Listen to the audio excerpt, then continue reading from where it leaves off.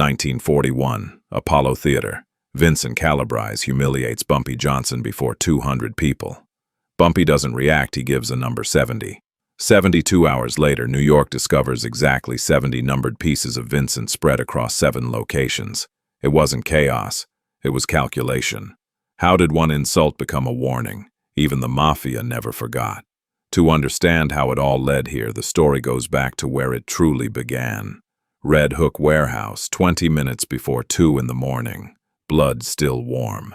70 pieces numbered R1 through R70. Each piece a lesson. But 3 hours before Vincent Calabrese still believed he'd see tomorrow's sun. 10:30 at night. Apollo Theater. Bumpy Johnson sat motionless, spit running down his cheek. In 47 seconds, Vincent Calabrese would still think he was walking out alive. The jazz band shattered mid-note. 200 faces frozen. Bumpy looked into Vinny's eyes, not angry, empty, like staring at a corpse that didn't know it was dead yet. Cut to hands gripping a blade in darkness, face hidden in shadow. To understand why we rewind 3 weeks. February 17th, 1941, 17 minutes past 2 in the morning. Little Italy basement. Cigar smoke choked the air. 12 Genevese captains sat in a circle. Michael Genevese slammed his fist on the table. We control the entire East Coast. But Harlem. One black man holds it like he owns God himself. On the wall hung a map of Manhattan, Harlem painted blood red. Words scrawled across it, Bumpy's kingdom. Vito Costello, oldest in the room, spoke quietly. Bumpy Johnson isn't like the others. He learned from Lucky Luciano, from Meyer Lansky. Michael cut him off. He's still just a N. We need someone to prove that. From the shadows, a figure stepped forward. Vincent Calabrese, 6'2". 240 pounds of muscle and ego, scar running from forehead to left cheek. His resume spoke in body counts. 9 men dead by his hands. 2 black bosses in Brooklyn, 1 buried alive. 1 burned in his car while screaming. Vinny's voice rumbled like thunder. You want Bumpy Johnson on his knees, I'll put him there, in front of his own people. Michael leaned forward. How? Vinny smiled. I won't kill him right away. I'll go to the Apollo Theater, where he's king. Vinny stood acting it out. I'll call him a slave, in front of 200 witnesses. I'll pour water on his head like he's a dog. I'll make him apologize. If he doesn't, all of Harlem knows their king is a coward. If he fights back, war breaks out. Blood floods Harlem. His own people will hate him for bringing death home. The plan was brilliant, twisted, but brilliant. For 30 seconds, Vinny's face changed. Flashback. 8-year-old Vinny. His father, also Mafia, beating him bloody. You prove you're not weak. Back to present. Vinny's psychology twisted into knots. I've killed 9 men, but none as important as Bumpy. When I break him, I become legend. Vinny opened his briefcase. Inside, leather whip handcuffs, knives. I'll bring these, in case Bumpy actually gets angry. Michael Genevese laughed. You succeed. Harlem is yours. You fail. He didn't finish the sentence. What the Genevese family didn't know was that their janitor, Marcus, heard every word. By 3:45 that same morning, he was standing in Bumpy Johnson's office, dripping sweat. Bumpy sat alone playing chess against himself, a symbol of how his mind worked. Strategy within strategy. Marcus recounted every word Vinny said. When Marcus mentioned, pour water on your head, Bumpy's hand jerked. A chess piece fell, but only for 1 second. Bumpy picked it up, placed it back exactly where it belonged. His mind went back, way back. South Carolina, 1917. Bumpy was 12 years old. A white police officer poured dirty water on young Bumpy's head. That's where you belong, boy, young Bumpy cried, but silently memorized the officer's face, every wrinkle, every scar. 5 years later, that officer disappeared. Nobody ever found the body. Bumpy's voiceover echoed in memory. That day I learned, never get angry immediately. Remember, wait. Then, repay 1,000 times over. Bumpy didn't make phone calls. He knocked on doors, one by one, 4 in the morning. Dark garage, Junibird weapons specialist answered. 5 o'clock, rooftop, Illinois Gordon surveillance expert was waiting. 6 o'clock. Docks, Raymond Quick, Lewis legendary driver stood in fog. 7 o'clock. Church, Solomon the Shadow, Banks ex-military ghostmaker. 8 o'clock. Hospital basement. Marcus Slim Hayes street doctor who knew how to make people vanish without traces. Each man received the same message. March 8th. Be ready. 3 weeks of meticulous preparation began. Week 1 mapping. Bumpy hired a cartographer. Apollo Theater to Red Hook.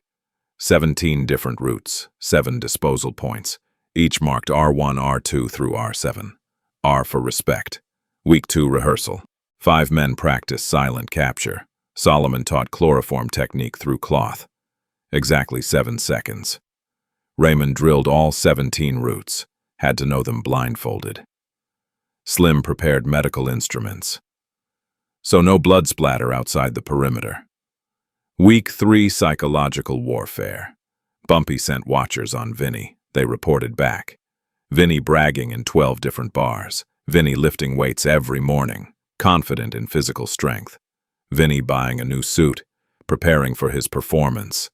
Bumpy's voiceover. The most dangerous enemy isn't the strong one. It's the one who's too confident. March 7th, 1941. Night before the storm. Bumpy's apartment. Mamie waited by the window. What are you going to do to him? Bumpy stayed silent, staring into darkness. Mamie pressed. Do you really need to go this far? Bumpy turned, eyes cold as winter. Have you ever had someone spit in your face? Mamie shook her head. Then you can't understand. When someone does that, they're not just insulting you. They're insulting everything you represent. If I do nothing, every thug in New York will think they can treat black people like we're nothing. Mamie held Bumpy tight. Then do it, but come back to me. Bumpy kissed her forehead. I always do. March 8th, 1941. 10 o'clock at night. The Apollo Theater blazed with lights. Ella Fitzgerald's voice filled every corner. Bumpy Johnson sat at table 7, fried chicken on his plate. Mamie had cooked it herself. The dish Bumpy only ate when something big was coming. Mamie held his hand. You're unusually calm. Bumpy cut another piece of chicken. Methodical. Precise. The biggest storms always start with silence. Across the theater, 5 men sat scattered. All in suits. All motionless. Junibird near the stage. Illinois Gordon by the bar. Raymond Quick by the kitchen. Solomon near the entrance. Marcus Slim in the back corner. To anyone watching, just customers enjoying the show. But they were loaded weapons, waiting for the signal. 15 minutes later, everything changed. The Apollo's front door slammed open, hard enough to crack the frame. Vincent Calabrese walked in. 4 men behind him. The music stopped. Ella Fitzgerald looked toward the entrance. Her face went pale. Vinny wasn't just carrying guns. A leather whip hung from his coat pocket, visible, deliberate, a message. His eyes swept the room like a predator hunting prey. Then they locked on Bumpy. A smile spread across Vinny's face. Not human. Insane. 2 minutes past the quarter hour, Vinny started walking. Each footstep echoed like war drums. The only sounds left in the Apollo, his boots on wood, 200 hearts pounding. Vinny reached table 7, said nothing. Just stood there, looking down at Bumpy like he was something stuck to the bottom of his shoe. 60 seconds passed. Pure tension. Then Vinny reached into his pocket, pulled out a bottle of water, unscrewed the cap, slowly. Hey, boy. The word dripped with venom. Bumpy didn't move. The knife in his hand kept cutting chicken. Steady. Calm. Vinny leaned closer. In this city, you people are dogs, and dogs need to know their place. He tipped the bottle. Water poured over Bumpy's head, drop by drop, running down his face, soaking into his white shirt collar. Now apologize to me. Get on your knees. Apologize in front of your people. The theater held its breath. 200 faces frozen in different stages of horror. A 10-year-old boy stared at Bumpy, tears streaming down his cheeks. Mamie gripped Bumpy's hand. His skin felt cold as ice. Under the table, Juniebird's hand moved to his gun, finger on the trigger. Illinois Gordon stood up, ready to paint the walls red. Solomon stepped forward, eyes burning, but Bumpy raised one finger. Stop.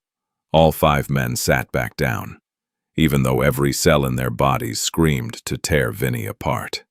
47 seconds past the quarter hour, Bumpy set down his knife. Gently, picked up his napkin, wiped his face, slowly, each movement like ritual. Then Bumpy stood, wiped the water from his head. Still silent, Vinny laughed. So you're giving up good, smart. Bumpy cut him off, his voice low, cold, each word a bullet. Count to 70.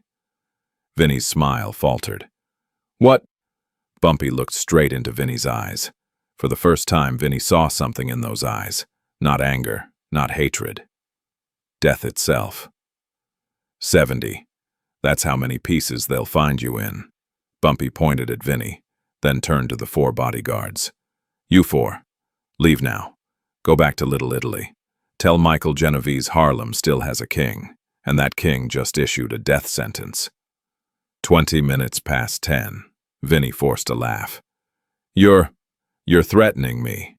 Bumpy didn't answer, just looked at his watch. It's 10:20 right now.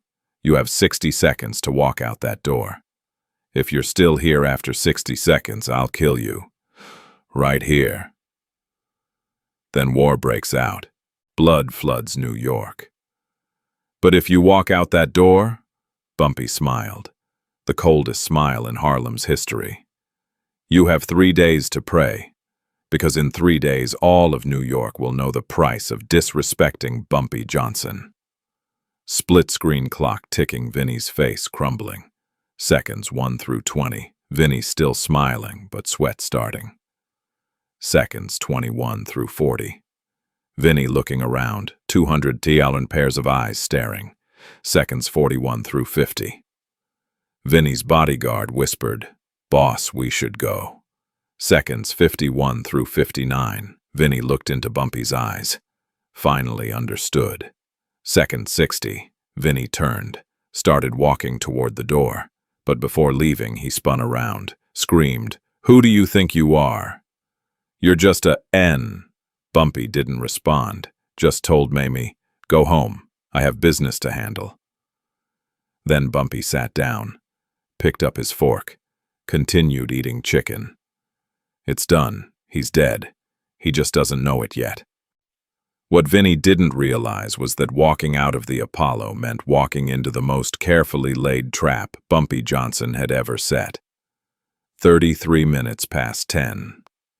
Vinny and his 4 bodyguards hit 125th Street. Harlem soundtrack surrounded them, cars, voices, jazz spilling from clubs. But every person they passed stared at Vinny, like the entire neighborhood already knew. One bodyguard felt it. Boss, we need to leave now. Something's wrong. Vinny snarled. Wrong, we just won. Bumpy Johnson lost. He didn't dare touch us. The whole theater saw him humiliated. But Vinny's hands shook as he opened his car door. 35 minutes past 10. 5 shadows moved. Parallel action, 5 angles, simultaneously. Juniebird exited through the kitchen door, pulled on black gloves, checked his silenced pistol. Illinois Gordon climbed the opposite rooftop, military binoculars out, radio ready. Raymond Quick fired up a black Ford engine, purring like a cat. Solomon melted into street shadows, only his silhouette visible. Marcus Slim opened his trunk, medical instruments gleaming inside. 37 minutes past 10. Vinny made a decision. You guys head back. I'm driving alone. His crew hesitated but obeyed. Flagged down a cab. Disappeared into Harlem's night. Vinny climbed into his black Buick, started the engine. What he didn't know, Illinois on the roof spoke into his radio. Prey is moving, alone. Raymond started the Ford, followed 3 cars behind. And Solomon was already sitting in Vinny's back seat, hidden in darkness, had been there since Vinny parked. 47 minutes past 10. 126th Street. Red light. Vinny stopped. Only sound the engine idling. Suddenly Vinny's radio turned on by itself. A voice came through. Vincent Calabrese, welcome to your last night. Vinny whipped around. Solomon sat behind him, cloth in hand, soaked with chloroform. Hello. Bumpy Johnson sends his regards. Vinny reached for his gun. Too late. Solomon's arm wrapped around his throat from behind. Cloth pressed over Vinny's face. 7 seconds exactly. Vinny went limp. Junibird opened the door from outside. Package secured. Moving cargo. 55 minutes past 10. Raymond drove Vinny's Buick. Vinny unconscious in the trunk. The car traveled through 17 different routes. Each route had Bumpy's people watching. 47 minutes of driving. Every traffic light green. Bumpy had bought the police. Not one patrol car stopped them. Bumpy had paid everyone. Every intersection, a man standing guard. When Raymond passed, they nodded. Bumpy's voice echoed in memory. People think power is guns. No power is when the entire city moves to your will. 42 minutes past 11. Red Hook Warehouse. Vinny's eyes opened to absolute darkness. Arms tied behind his back, ankles bound to a steel chair. Cold sweat, stench of rust and blood. He screamed, anyone there? I'm Vinny Calabrese, you know who I am. His voice echoed off concrete walls. Nobody answered. 30 minutes crawled by. Just Vinny in the suffocating dark, his mind racing, heart pounding, wondering if he'd been buried alive. Then at 17 minutes past midnight, a single light blazed on. Aimed directly at his face, Vinny squinted. A figure stepped from the shadows. Bumpy Johnson, holding a cup of coffee, wearing his suit like he was attending a gala. Bumpy pulled up a chair, sat 10 feet away, took a slow sip. Good coffee. Want some? 3 minutes later, the interrogation began. Vinny's voice cracked. You know what you're doing? I work for Genevese. Bumpy nodded. I know. That's why you're still alive right now. He stood, walked in a circle around Vinny. You know the difference between power and violence. Violence is when you use guns, knives, fists. Power is when you don't need to use them, but everyone's still afraid. 25 minutes past midnight, Bumpy stopped circling. When I was 12 years old. South Carolina. His voice dropped, memory flooding back. Flashback. Young Bumpy, white police officer pouring filthy water on his head. That's where you belong, boy. Young Bumpy memorizing every feature of that face, every line, every scar. Back to present. 5 years later, I found him. I didn't kill him immediately. I waited, watched, learned his children's names, his wife's name, where he drank. Then one night he disappeared. They never found a body. Bumpy looked at Vinny. That day I learned patience is the strongest weapon. 35 minutes past midnight. Vinny tried to stay tough. You think you can scare me? I've killed 9 men. Bumpy smiled. 9 impressive. I've killed 27. But here's the difference. Nobody knows who I killed, when, or where. You all of New York knows about your 9. You brag about them like tattoos. That's not power. That's ego. 45 minutes past midnight. Fear finally cracked Vinny's voice. Okay, I'm sorry about what happened at Apollo. That was Michael Genevese's order, not my idea. Bumpy's smile widened. Oh, I know. That's why Michael Genevese is getting a gift from me. Vinny's eyes went wide. What gift? Your head, in a gift box, with a red bow. 50 minutes past midnight. Vinny's desperation peaked. Wait, we can negotiate. I'll tell Michael to respect Harlem. I'll get on my knees and apologize in front of your people. Bumpy shook his head slowly. Too late, Vinny. When you poured that water on my head, you didn't just insult me. You insulted every black person in Harlem, every child who looks at me as their king. If I let you live tomorrow, 10 men like you come to Harlem, then 100, then 1,000. I have to kill you, not for me, for Harlem. 1 o'clock in the morning. Bumpy nodded to 5 figures standing in darkness. They stepped forward, each holding tools. Bumpy's voice was ice. 70 minutes, 70 pieces, like I promised. Each minute you'll understand one part of the price. Bumpy stood, walked out of the light. What happened next cannot be detailed, only suggested. The camera pulled back. Silhouettes. Nothing more. Only sounds. Bumpy sipping coffee. A clock ticking. Cut to black. Screen dark. Only the clock. Tick. Tock. Tick. Tock. 70 ticks. 70 minutes. Each tick one piece. 10 minutes past 2 in the morning. Marcus Slim Hayes checked. Nodded to Bumpy. Done. 70 pieces. Exactly as you requested. Bumpy gave instructions. Package them, according to plan. 7 locations. Then Bumpy looked one last time at what remained of Vincent Calabrese. This isn't about death, Vinny. This is about the message. 70 pieces. So all of New York knows never underestimate Bumpy Johnson. 3 days passed before the message finished delivering itself across New York. March 9, 1941. 6 in the morning. Brooklyn woke to horror. A sanitation worker opened a dumpster in Red Hook. Found the first piece a right hand, carved into the wrist R170. Respect one of 70. 2 hours later, 22 more pieces appeared throughout Brooklyn. Park Slope left foot marked R270. Gowanus piece of suit vest R370. Coney Island, a shoe blood still fresh. Brooklyn police went to red alert. Detectives scrambled, but no witnesses, no evidence. Just pieces, each one numbered, each one a lesson. March 10, 1941. Manhattan's turn. Harlem discovered 15 pieces. 125th Street right outside the Apollo Theater. Lenox Avenue in front of the church. 7th Avenue subway station platform. Lower East Side found 8 pieces. West Village found 6. Every piece bore its number, R470, R570, continuing through R4870. NYPD held emergency meetings. Commissioner spoke to his captains. This isn't a normal murder. This is a message. Detectives interviewed everyone.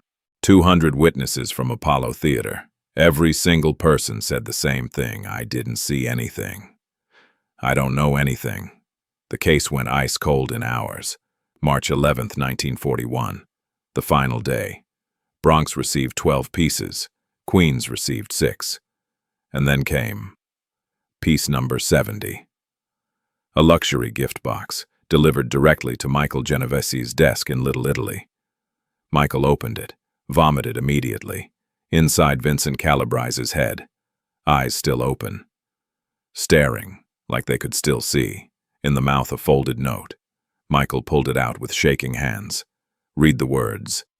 70 pieces, as I promised. This is the first time, also the last time. Next time it won't be 70. It will be 700.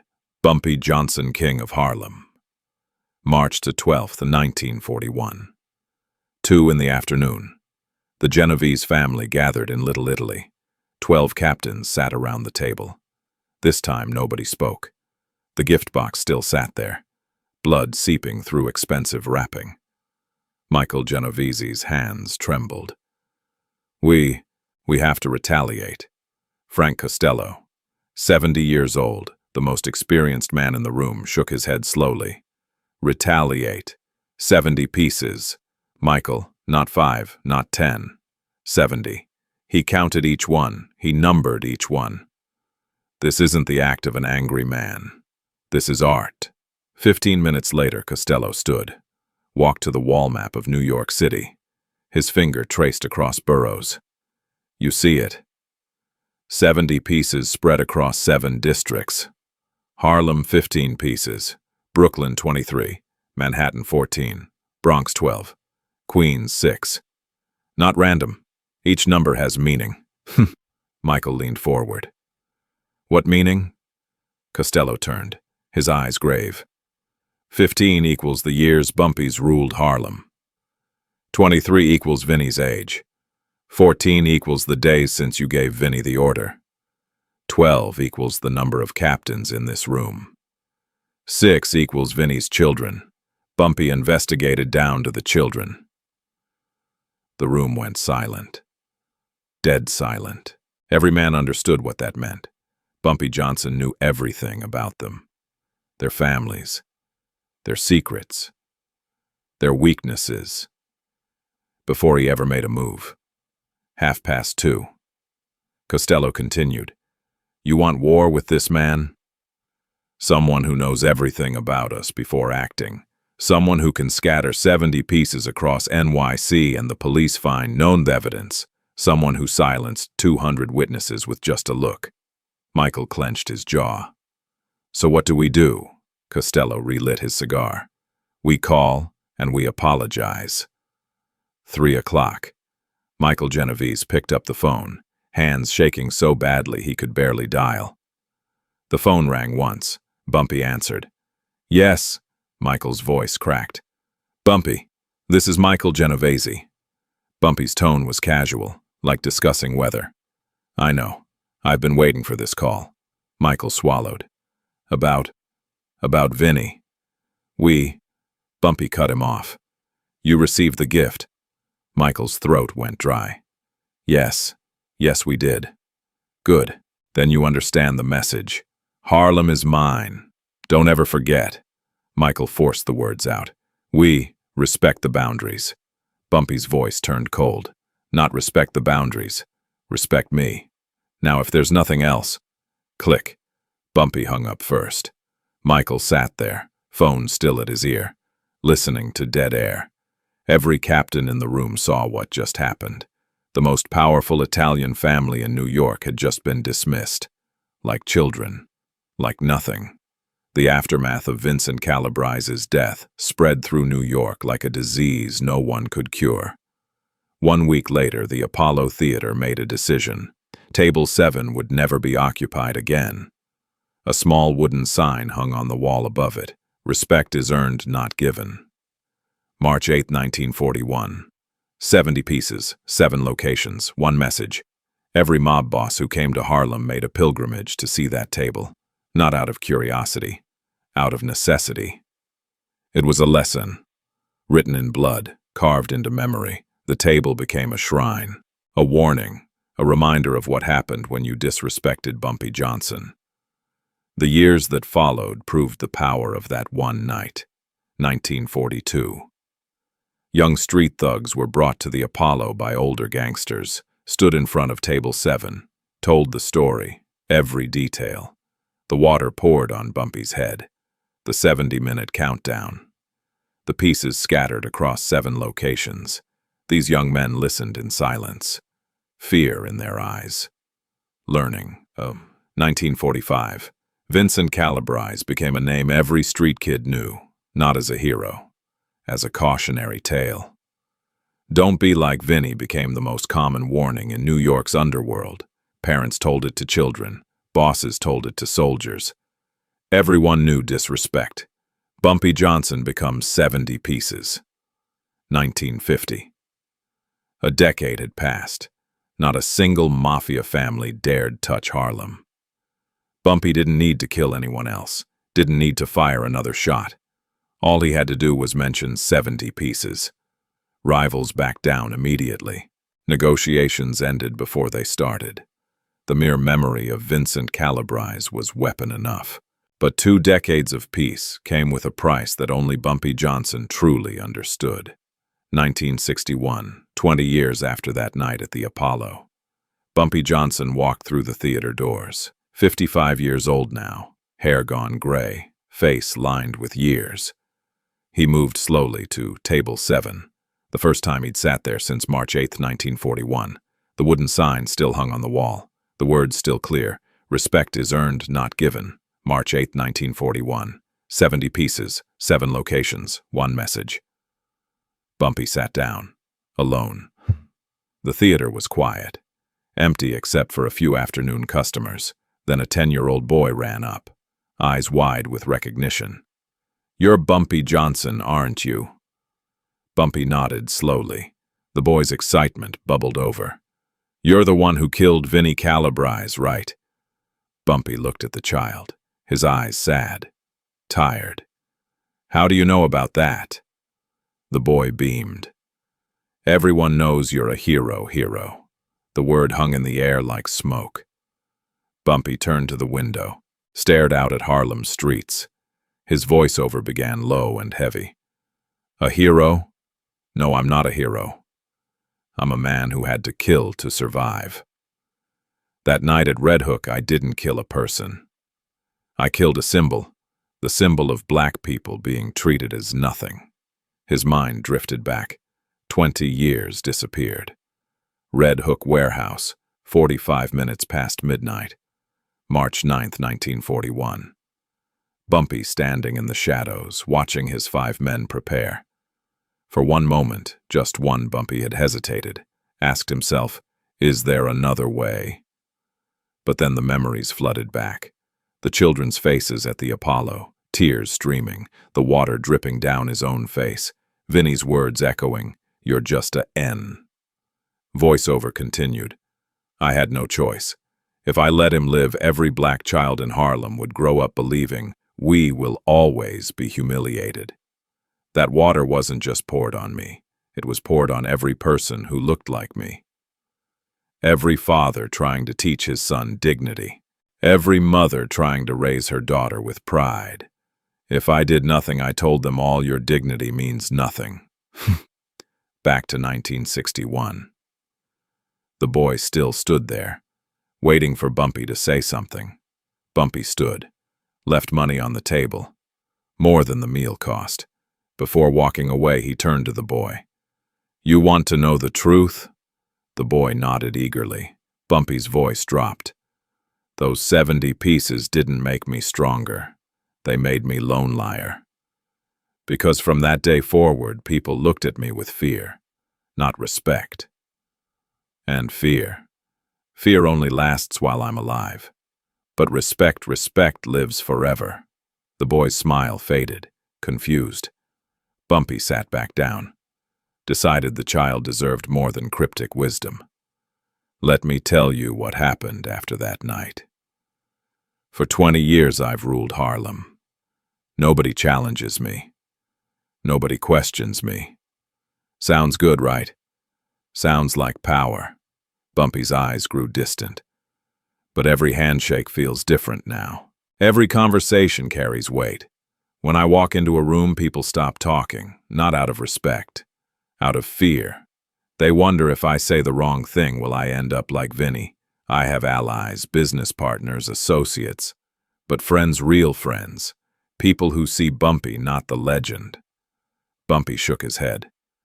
"Those disappeared the night I became a myth." The boy asked quietly, "Do you regret it?" Bumpy considered. "I regret having to do it, not doing it." There's a difference. Vinnie Calabrese chose his fate the moment he decided black lives didn't deserve dignity. But the world that made him think that way, that's what I regret. I didn't just kill Vinnie. I killed the idea that anyone could disrespect us without consequence. And that was necessary. But necessary doesn't mean easy, doesn't mean painless. Bumpy continued. "You know what the hardest part is. It's not the violence, not the planning, not even the act itself. It's living with being right. Because I was right. Vinnie had to die for Harlem to be safe. But being right doesn't erase the weight. Every night for 20 years I see his face, not at the end, at the beginning, at the Apollo, when he still thought he'd won. when he still believed Bumpy Johnson was just another man to humiliate. I see the moment he realized he was wrong. That moment of understanding. Too late. Always too late. The boy looked scared now, not of Bumpy, of the truth. Bumpy smiled sadly. Don't misunderstand me. I'd do it again. Every single part, every single piece. Because the alternative was worse. The alternative was teaching every black child in Harlem that their dignity could be bought, sold, or spat upon. I couldn't allow that. So I became what I had to become. A king, a legend, a warning. But also, something less than human in people's eyes. Bumpy stood again, this time to really leave. When people fear you, they obey, but they don't love. They don't trust. They wait for you to die so they can be free. I won that night at the Apollo. I kept Harlem safe for 20 years. But I lost something too. I lost the ability to ever be seen as just a man. From that night forward, I was a legend. And legends aren't human. Legends don't get to have friends. Real friends. People who see past the myth. Everyone who shakes my hand wonders, is this the hand that cut Vinnie Calabrese into 70 pieces? Everyone who smiles at me wonders, if I disrespect him, will I be next? Bumpy walked toward the exit, stopped at the door, looked back at the table 7 one last time. I did what I had to do. I don't regret killing him.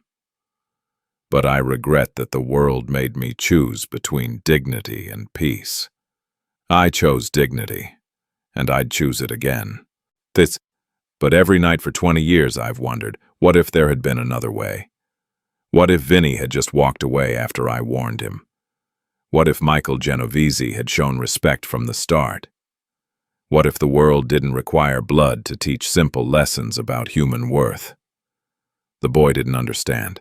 Not yet. He would. In time. When he got older. When he realized that power and loneliness are two sides of the same coin. When he learned that sometimes the strongest men carry the heaviest burdens. Bumpy pushed through the door, back into Harlem's sunlight. The streets that had been his kingdom for 30 years. The kingdom he'd built with blood. Maintained with fear. And would leave behind as legend. 1 year later, July 7th, 1968. Bumpy Johnson collapsed at Wells Restaurant. Heart attack. Dead before the ambulance arrived. He was 62 years old. The news spread through Harlem like wildfire. Then through New York. Then through every city where organized crime operated. Bumpy Johnson was dead. The king of Harlem had fallen. 2,000 people attended the funeral. The church couldn't hold them all. Hundreds stood outside, listening through open windows. Every major black gangster in America came. Every numbers runner, every policy banker, every street soldier who'd ever worked under Bumpy's protection. Mothers brought their children. Not to celebrate death. To witness history. To see the end of an era. The passing of a king. But what shocked everyone, 5 Genevese family captains attended. Sitting in the back row, dressed in black. Silent, people whispered. Why are they here? After what Bumpy did to Vinnie, after the humiliation, after 27 years. But those who understood power knew the answer. They weren't there out of fear. Fear died with Bumpy. They were there out of respect. Because in the end, Bumpy Johnson had taught them something Vincent Calabrese never learned. True power isn't about making people afraid. It's about making them remember. 27 years after that night at the Apollo, the Genevese family still remembered. Not with hatred, with respect. Bumpy had drawn a line, enforced it brutally, absolutely, but never crossed into their territory afterward. He'd proven his point, then stopped. That was the difference between a gangster and a king. Gangsters kill to build empires. Kings kill to defend principles. Bumpy Johnson was a king. and even his enemies recognized that. The preacher spoke at the funeral, talked about Bumpy's contributions to Harlem, his protection of black businesses, his stand against police brutality, his generous donations to churches and schools, the meals he bought for hungry children, the rent money he paid for struggling families. But he didn't mention Vincent Calabrese, didn't mention the 70 pieces. Didn't need to. Everyone knew. That story was already immortal, carved into Harlem's history deeper than any gravestone, whispered by parents to children, told by old men to young, a reminder that dignity isn't given, it's taken. And sometimes the price of taking it is becoming something more than human, something feared, something lonely, something legendary. As they lowered Bumpy Johnson's casket into the ground, the 10-year-old boy from the Apollo stood in the crowd, now 30 years old, finally understanding. He thought about that conversation 20 years ago, about fear and respect, about power and loneliness, about the price of being a legend. Now he understood what Bumpy meant, the weight of that crown, the isolation of that throne. He thought about Vinnie Calabrese, dead 27 years, remembered only as a cautionary tale, a name parents used to scare children into respecting boundaries. And he thought about Bumpy Johnson, being buried today, who would be remembered as a king, a protector, a man who stood up when standing up meant everything. Both men died for the same reason they believed in power, but only one understood that real power outlives you, not in fear, in respect, not in violence, in principle, not in how many you kill, in why you kill. 70 pieces, 7 locations, 1 message. That message still echoed through New York streets decades later, would echo for generations more. Don't disrespect dignity. Don't underestimate patience. Don't mistake silence for weakness, and never ever pour water on a king's head. Because kings don't just strike back. They make sure the lesson lasts forever. They make sure every piece tells a story. They make sure the price is so high nobody ever wants to pay it again. As the funeral ended, people dispersed slowly, reluctant to leave, knowing they'd witnessed the end of something irreplaceable, the last of the old guard, the last king who ruled through respect earned in blood.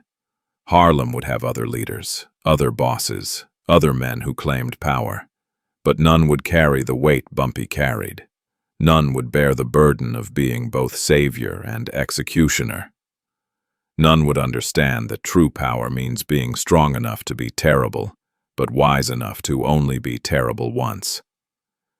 That was Bumpy Johnson's legacy, not the 70 pieces, not the fear, the restraint. The man who could have painted New York red for 27 years, but chose not to, because one perfect lesson delivered perfectly lasts longer than 1,000 imperfect ones. One body counted and displayed with mathematical precision teaches more than 100 bodies thrown in rivers. That night at the Apollo, March 8, 1941, Bumpy Johnson didn't just kill Vincent Calabrese. He killed the need to ever kill like that again. And that more than anything else was why 5 Genevese captains stood at his funeral, not mourning an enemy, honoring a master,